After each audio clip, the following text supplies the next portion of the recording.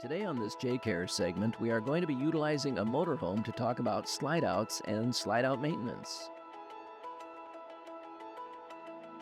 When it comes to slide outs, there are three things you need to protect or maintain to avoid major expenses down the road.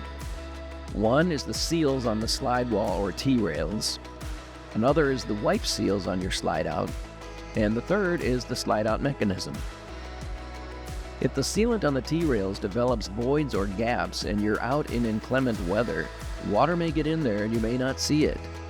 We recommend that you clean your seals regularly, and if you notice that the seal is breaking down, reseal all the slide wall T-rails with the sealant recommended in your owner's manual or by your Jayco dealer.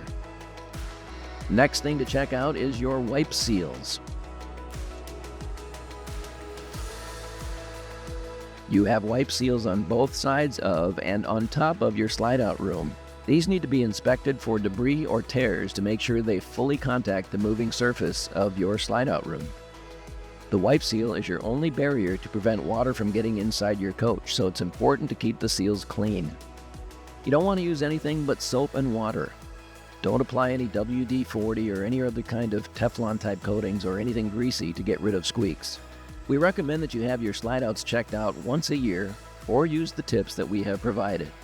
When it comes to the slide-out mechanisms, consult your owner's manual. Some of your slide-out parts can be lubricated. If it seems like your slide-out is off a little bit or perhaps crooked, there are steps that you can take to resync your slide-out room. Normally, what you can do is resync the motor or motors by running it to the full out position or the full in position 3 times. We would also like to remind you to consult your owner's manual if you have any additional questions, and certainly take your unit to a certified Jayco technician if issues are not able to be handled at the campsite.